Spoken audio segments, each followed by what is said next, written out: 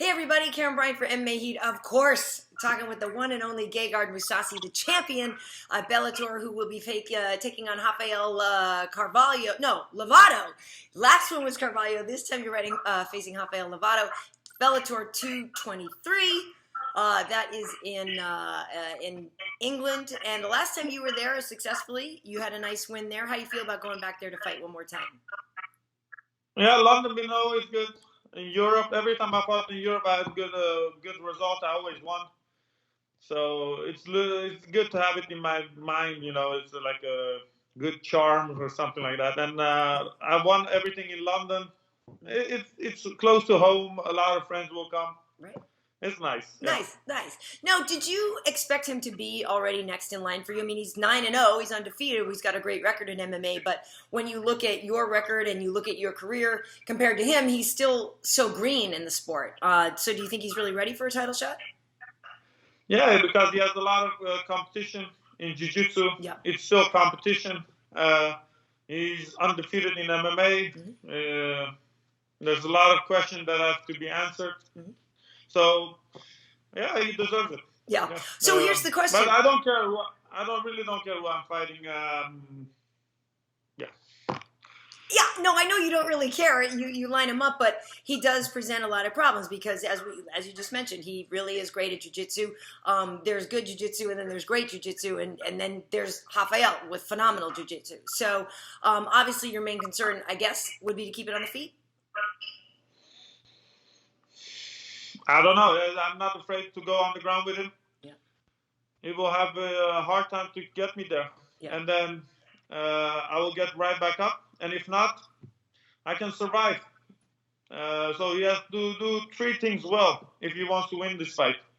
But we will stop him at the first stage. And that's with the takedown already. Mm-hmm. But if he gets it, I will get up. If not, I can handle myself on the ground. So it's not like you got to walk in the park on the ground. Right. Well, certainly, your ground and pound is known as some of the best on the planet. So I'm not trying to imply that you don't know what to do there. No, but I know ground is his game. We're not going to go into his world and go and grapple with him. But if he shoots, I sprawl, I punish him. If I get top position, I do some ground and pound. It's just we're gonna keep it smart. Mm-hmm. Well, you know how sometimes when people fight a specialist at one thing, they kind of want to beat them at their own game. But so it's not necessarily. I'm not implying that you want to try to beat him at jiu-jitsu. But you know, I feel like there probably is part of you that's like, oh, really? You think you have this huge advantage? Let's see. Any truth to that? No. We know he wants to go to the ground, but. He's not that fast, and he lacks a little bit of power in the stand-up to really present any danger. So that's obviously where I am safer than on the ground. So obviously he will eventually going to try to take me down. Mm-hmm. But I imagine you will employ the jab a lot. I mean, obviously every fight starts standing, and you do have such an advantage there. And your jab has always been so effective. I mean, people always talk about you having one of the best in the business. So what do you expect that you can use in terms of behind that? And what can you use your jab to set up during this fight? Well, it's just pressure. Yeah. We have to pressure him. We have to make him feel uncomfortable. I have to punch him and hurt him to see what he's made of. Mm-hmm. Because I haven't seen him really in a fight. I haven't seen him getting punched a lot. Yeah. And usually jiu-jitsu guys don't like to get punched. So hopefully we can punch him as much as possible. Keep punching him, keep tagging him. Well, that's the thing, you know, on paper, as I even mentioned just sort of at the beginning of the interview here, and not to disrespect him, because obviously we know anything can happen in MMA, but you really do get the sense that there's nothing that he's going to show you that you haven't seen before, right? No. I think people underestimate me once they fight me in the stand-up that the distance is a little bit different than I got it better now under control, and I think that's gonna mess him up a little bit because I think the stand-up technically I'm a lot better than him, and he will have problems with the stand-up, with the reach, with the speed, with the range. setting punches up to go for the takedown. I'm not gonna fall into my punches because that's when he shoots. Mm-hmm. He doesn't really punch and go for the shoot. He just wait for you to punch and he shoots. Yeah, yeah. And be aggressive against him. Yeah. Well, you've been a champion before. Obviously, you were a champion in Strikeforce. Is there anything different for you when you walk in with the C next to your name? Does it affect how you get ready for a fight? Does it affect your posture, your mentality, anything about the way you are when you're walking in? You mean Bellator or? Yeah, I'm just saying being a champion now. Like, does it when you've been in a million fights, right? But being a champion walking into a fight, does that affect you at all? Like, do you think differently at all? Not because I have the belt, but because of the expectations a little bit more. Yeah. Like some they say, oh, best middleweight now. Some people say not yes, a lot, but a lot of people say that, Gegard. Yeah, listen. If I would fight Whittaker, I have a really good chance of beating him. Yeah. That's it's I'm not just. Oh wait, you're breaking up a little bit. I want to. Bellator. I would say I could beat. Say that again, yeah, because you broke up a little bit. Yeah. So. Oh yeah, he's the number one in UFC, yep. And I'm the number one in Bellator. And if we would fight, I had a really good chance of beating him. So, of course, I feel like I could beat him and I become number one middleweight. Yeah. Not the greatest, but I could be number one at the rankings at least. Yeah. So obviously, I feel like I belong in the top. But not, as a title holder, just the pressure is more, especially now in London. People are coming, friends. They expect me to walk through him. I know it's not that easy, and but I train to win. I train to come and beat him, and that's what I'm gonna do. I feel as a champion, I'm more motivated and I train better. Okay. If that's anything that's I think is positive. Well, because you brought up a couple things. As I remember in the past, I mean, I feel like it was quite a while ago. But I feel like, yeah, maybe your motivation wasn't there as much and you were still winning fights and things. And then maybe maybe you didn't go your way, but maybe the motivation wasn't always there and stuff. But you feel now that this championship has given you sort of like a new inspiration? Not. I just train better. Yeah. I just train better. I train harder. Because things can go wrong in a fight. Mm-hmm. You can break things, and we just want to stay healthy in the last 3 fights. And then, but I'm better at this stage of my career. I'm more smarter. I train better. So to be honest, I don't love this. I don't love this sport. Right. I really don't do. People say always don't say negative. Don't be positive. But I just do it for the money. You do? I know. No, I've said that to people. Like, they don't explain. Like, I mean, I know it's sad when you left the UFC, and a lot of people were so sad. And I'm like, yeah, but you guys, he's doing it for the money. And they're like, you mean he doesn't want to be a UFC champ? I'm like, I feel like he wants to get paid. Like, you're a prize fighter. There's nothing wrong with that. Every fighter wants to get paid. It's not a fun job. Anyone that says they're having fun, they're obviously a moron, to be honest. Or they haven't been fighting for a long time. Yeah. Or, Yeah. No, you're right. Yeah. So what is it, though? What is it about Robert Whittaker, though? Like, where do you see him being beatable? Obviously, we know people have come very close, and he and Yoel Romero have had incredible fights, and Robert is beatable somehow. Where do you see his holes? If I fight him, I would keep it stand-up. He's not a more defensive wrestler. And on the ground, I'm not worried about his jiu-jitsu. I'm not worried about his wrestling. Stand-up, he went very even with Uriah Hall. Yep. I feel like stand-up, I could match him and even better than him. So, obviously, that's why I think I would get better of him, because I feel like stand-up, I could get the better out of him and win there. Right. Your last fight against Rory, that was supposed to be a super fight. That's the welterweight champion coming up to challenge you. And on paper, like, everybody was so excited, and it wasn't that it was a bad fight, but since then we've heard more from Rory talking about he doesn't know if he has it in him to hurt people anymore, and he has changed as a person. What did that fight feel like for you? I mean, being in there, you got a second round victory over him. Did you expect a different guy in there with you that night? Well, you know, always overrate people. I knew he had battles with um, what is his name? Uh, with champ Robbie Lawler. Yes. So I knew he's tough. He comes to fight. I've seen his last performance where he dominated Damian Maia. He comes back. He doesn't give up. So knowing that, I knew I was gonna get a tough fight. That was what I was expecting. Yeah. And but obviously the fight didn't go like that. But I knew he's a tough guy, and I didn't expect it to go that smoothly, to be honest. Yeah. No. Well, I mean, it was a great performance. Fighting. You know, some people. I have a long career, and some people have 20 fights and they're already burned out. Right. Obviously, because they don't pay me enough. That's why they keep me hungry. It's the truth. If they paid me enough, I would have. Don't give a fuck about this fighting, but. They keep me fighting. I mean, in general, they don't. I'm not saying Bellator pays me well. I'm not complaining. Right. But in general, I mean, if you compare to what they pay MMA fighters, not so good.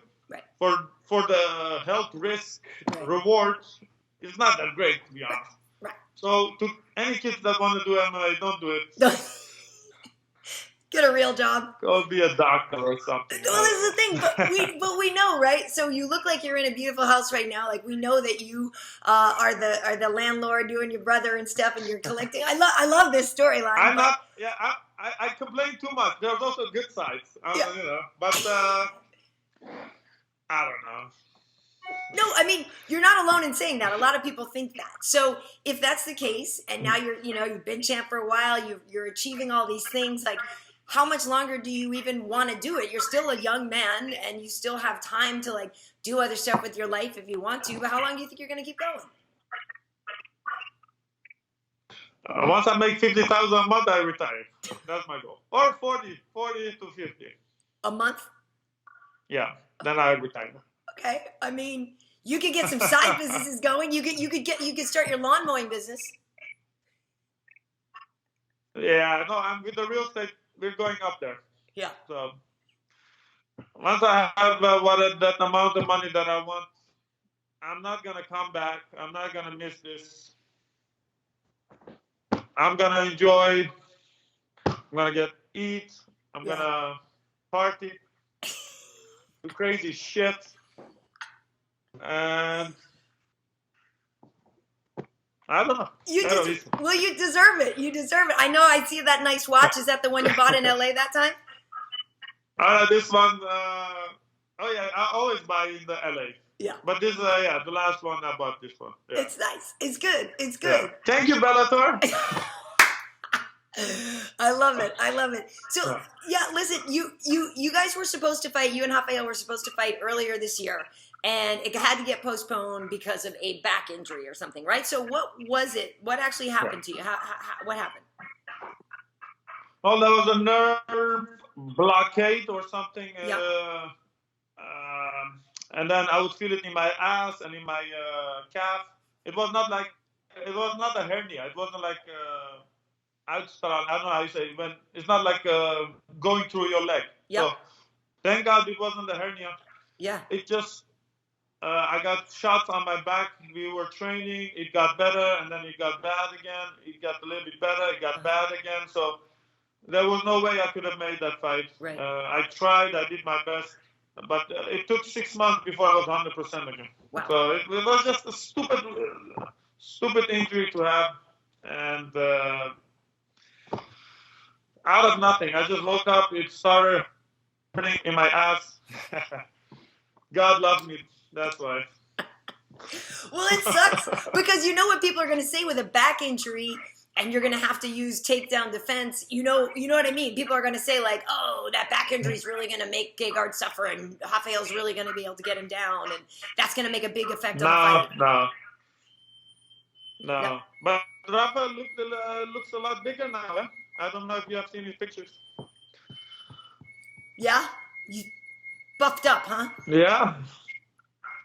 Yeah, maybe a horse diet. Okay. All right. All right. But I am bummed that you guys Everyone is on horse diet. Yeah, fight before, because that was going to be in LA. That was going to be fun to have you on that card. But if you are able to get past him and you're feeling healthy and stuff, like how quickly, again, you want to probably fight before the end of the year to get some more money, or do you think you would wait a little while? What do you think you would do? I would like to fight as soon as possible. Yep. I want to be done beginning of next year. I said I could do welterweight. I could do light heavyweight. Yeah. Just pay me more. If they don't want to pay me more, I don't care. I stay middleweight. Yeah. But I could make middleweight, welterweight. I could go light heavyweight. Mm-hmm. Belt is nice to have it on your list, like a second belt. Yeah. Second belt doesn't mean a lot if they don't pay you more. Right. Right. Well, that's the rage. Yeah, all the rage. Everything is about money. We get it. It's the money. Well, that's the whole thing in the UFC right now, is all the rage to be the champ. You can make 170? Yeah, they have to pay me. They pay me enough. I make 170. I fight heavyweight. That's no problem. Yeah. No, I feel like for sure you could go up in weight, but going down, 170 would be lean. It will be difficult. It will be, if I have to suffer to cut down, I expect more. And if I have to go up, I fight Ryan Bader, who's heavier, is a wrestler. If I take risk, there should be some reward. If not, like I said, I don't care about this sport. It just work. Yeah. And the harder they make it, the more I need to get paid. Right. If not, it's the same shit. Yeah. No, it makes sense. I mean, you're a businessman. It makes perfect sense. But the question that people always ask is, one of the things they'll always say is like, "Oh my God, Gegard's one of the best middleweights in the world, if not the best. I can't believe the UFC let him go." And people always ask if you would ever come back to the UFC. Is that ever a possibility? Are you in the type of contract with Bellator that's where you'll ride out the rest of your career? I have 2 fights left. After that, I'm contract free. But like I said, I want to see first if I win the fights. I said I'm loyal to Scott that is giving me the opportunity. You know what I mean? Yeah, Scott's a great guy. Yeah, he's been more like a friend. Mm-hmm. So I'm gonna be loyal to that. If let's say if UFC pays me $3 million and Bellator pays me $1 million, we're not even close to those numbers. But I'm saying, then I have to think about it. But it's $1 million, $1.5 million. Maybe I say Bellator. I don't have the desire to go back, to be honest. Only if it's like one fight deal, I can make a couple million and buy a better car. Like, I don't need it, but I was just gonna say, I'm pretty sure you have a pretty sweet ride. No, but I mean, no. To be honest, no. Like I said, Scott, I'm not just saying that, but Scott has been really good to me. Yeah. And I appreciate that. And UFC is being good to me also. Dana White was always nice to me. Yes. And Dana White is bad with some fighters, but with me, it was really good. So yeah. I appreciate both of the organizations, both of the presidents of the company. But like I said, just a different relationship with Scott. So, like I said, it's more of a friendship. And if it comes to it and Scott will say, I will say. Yeah. Easy like that. Yeah. No, that makes a lot of sense. Yeah. That makes a lot of sense. So after this fight, though, what are you going to do to kind of treat yourself? Because obviously we know that in the beginning of the year, you were working on an injury and trying to fix that, rehab, and then you're fighting. So what do you do after this? You're going to take a break? You're going to go to where it's like South Spain, get some bitches? Like, what are you doing? No, they said, I don't know, they invited me to Armenia to be honored by the president. So, yeah. That was after my brother complained on Twitter or something. Oh, really? I love it. Yeah. But if that happens, I go there. And then I always say I come to LA. After my fight, I don't want to go anywhere. But if I go on holiday, I like LA the best. And then maybe Spain. But I'm going to go party. I'm going to eat. I'm going to do crazy stuff. I'm just don't want to think about fighting. No, nothing, All right. Well, be careful. Yeah. Yeah. But, yeah. Well, yes. And we know you almost came to LA for your manager's wedding, but because of the timing of the fight, you weren't able to come there for that. So. No. Yeah. Nice. Well, listen, everybody's psyched to see you fight again. I feel like it's been a while, so I mean, I know it really wasn't been that long, but listen, you know, you have a very, very big fan base. This fight is on DAZN, I think, right? Yours is on DAZN this time. Yeah. It's London time. It's like 11 p.m. at night. So right. I don't know what kind of time it's gonna be 4 maybe in the morning. Right. 5 o'clock in the morning in the US probably. Okay. And the co-main event is Paul Daly, right? Yeah. I don't know who's the fight. Yeah, I remembered, and now it's just I forgot a second ago. But I like Paul Daly. He's always fun. Yeah. Cool. All right, but otherwise, mom's good, brother's good, family's good. Yeah, everything is good. Good. Just flying on or something like that. Yeah. Flying on, how do you say it? Oh, I'm great. Yeah, visiting my mom English here. Like the kids on vacation. Oh, life's good. You know, can't complain. Yeah. Family is healthy. I don't need anything. I'm surrounded with family and friends all day. I don't need anything. I'm very healthy, and that's it. What do you need more? You know? Yeah. That's it. That's good. Well, listen, I'm glad you were able to talk to me today. I really appreciate it. Once again, it's the main event at Bellator 223, fighting Rafael Lovato Jr. And he really is a fantastic jiu-jitsu artist. But, of course, we know that the fights stand on the feet. So, start on the feet, rather. So that's it. So any last words, any parting thoughts?